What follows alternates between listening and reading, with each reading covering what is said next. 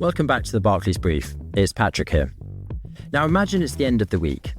You order a takeaway, and when it arrives, instead of a delivery driver ringing your doorbell, there's a small little robot waiting outside, or even a drone hovering over your back garden carrying a pizza.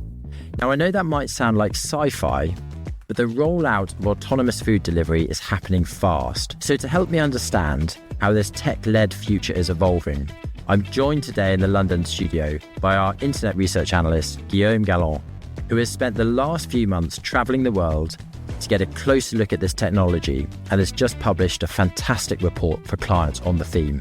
Guillaume, thanks a lot for joining me on the Barclays Brief.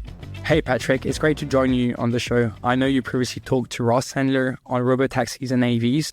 I'm super excited to talk about autonomous delivery. There's a lot to say. Yeah, there is. And we've been talking a lot about physical AI on the Barclays Brief in the last 3 or 4 months, because we're kind of entering this strange future where I could finish work, get a robo-taxi home, come home to see a humanoid cleaning my house or doing the ironing, and then be able to order a delivery and have it delivered by a drone. What's going on with the autonomous food delivery, and what are you seeing in this market? So yes, food delivery is going through a pretty fundamental change today. It's really the last leg, which is changing. So if you think about it, in the past, people associated food delivery with the rider human delivery. Today, in several parts of the world, you can actually have your order delivered by a drone or a ground robot. Yeah, it's very strange. I remember when we had the episode talking to Ross Sandler about robotaxis, it was very concentrated in San Fran. But I know you've traveled the world looking at this technology. It's not the same here, is it? It's not just a San Francisco story. I think it's global.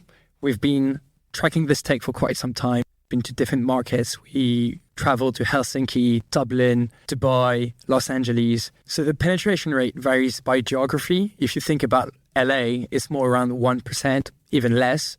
If you look at Helsinki in Finland, the penetration rate is one of the highest in the world, around 10% of orders being delivered by robots today. Okay, so I want to talk about why that is. But first of all, set the scene for our listeners. When we talk about autonomous delivery, people often lump it all in together. But as I see it, there are two very clearly distinct types of robots. You've got drones that fly with your delivery, and you've got sidewalk robots that are kind of like big packed lunches with wheels.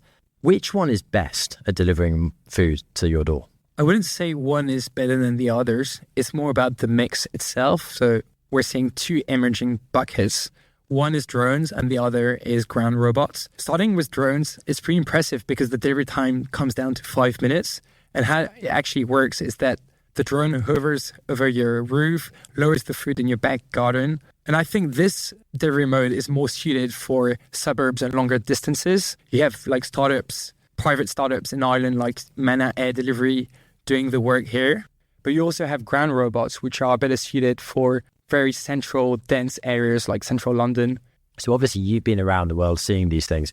I'm yet to see one of these in action. I've never seen a drone flying with a food delivery, nor have I bumped into a robot on the street. But I'm always interested in how humans interact with these physical AI. What normally happens when you're in LA or when you're in Helsinki? How do humans interact with these robots? I'm pretty sure it's coming fast to London. You just have to wait a few months or maybe a year. It varies a lot by geography, to be honest. So when you think about LA, which is a very nascent early market, I'd say the interactions, people do notice the robot out there. They take pictures, take a selfie, but it's quite impressive how it fades very quickly. So if you look at Helsinki, where, as we were saying, 10% of orders are being fulfilled by robots today, people actually barely notice them. They just walk past. It's just another delivery option. And I think the reason behind this is essentially the investment that the delivery operators have made to make those robots friendly. They actually have facial expressions. They could smile at you. They also have names like Sarah or John, which makes the whole experience much more personalized. Okay, I don't know if you chose it on purpose, but Sarah and John, the first thing I think about is the Terminator films in the 80s and 90s, which was all about the rise of the robots. But anyway, we need to talk about economics for a moment. Why is capital flowing into this space right now? And when you break it down in practical terms, can you help our listeners understand the value proposition for the big groups here? Because you've got consumers that we just talked about, the delivery platforms and the restaurants. How do they all benefit from the usage of these robots? So maybe starting with the consumer side first, the experience is simply better, more reliable, more secure and faster. And it's also pretty cool experience, right? Then if you look at the delivery platform, first is on the unit economics. As you said, you're getting rid of the labor component, which is inflationary through the years, through time. And today, if you look at best-in-class markets, autonomous delivery is around $3 to $4 cheaper than human delivery. Okay, can you put that into context? How expensive is human delivery in terms of unit economics? Sure, yeah. So in the US, human delivery is around $9 to $10. We think that ground robots delivery is around $5 to $7 today. This could go to $1 long term. Wow, that much? Correct, yeah. So you're getting essentially rid of the labor component, but it also scales with efficiency, utilization. And we think that a ground robot could actually perform 3 to 4 orders per hour. Drop rate goes up. Whereas for human delivery, the drop rate is around 1.5 to, depends on the batching. What about the drones? So it's a good question. We've been to Dublin. We're sitting at the back of McDonald's looking at the drones take off. And during the peak hours, the drop rate, it was around 5 to 7 per hour. Wow, that's a massive increase versus the standard delivery drivers.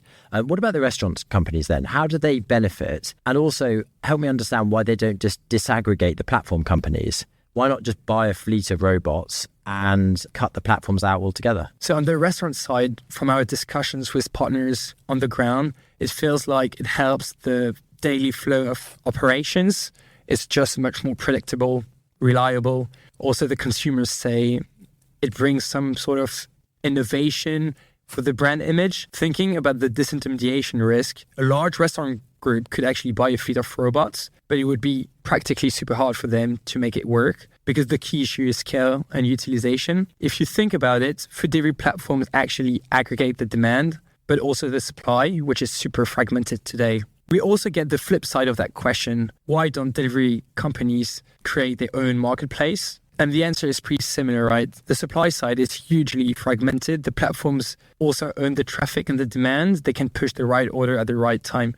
So I think in the medium term, we're not seeing any risk to platforms being disintermediated. Okay, so we're not seeing that disintermediation risk. What about the other hurdles that stand in the way of the rollout of this technology? There must be quite a few. The first hurdle which comes to mind is regulation, and that's the biggest swing factor. So the tech is ready out there. It's pretty much off the shelf. What really blocks adoption today, I guess, is the regulatory side, especially on drones, which is heavier. So in the US, this is done at a state-by-state level, whereas in Europe, this is more city by city.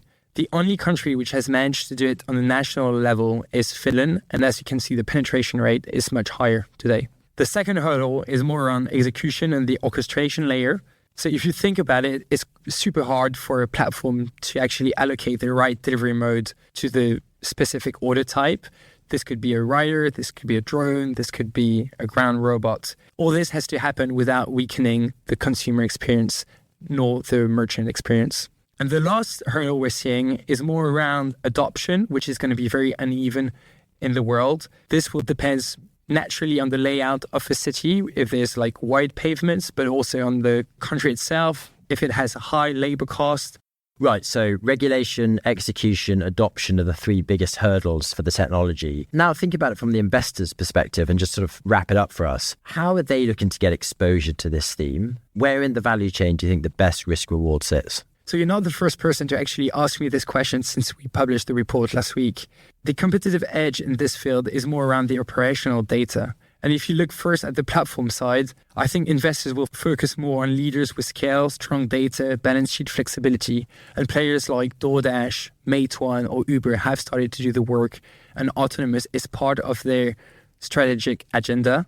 On the more delivery operator side, what really matters is scale, experience, and fleet size. So you have private players like Starship Technologies, who we met a few times. They own a fleet of 3,000 robots. They fulfilled over 9 million deliveries today. Having the longest operating history really stands out, helps to stand out.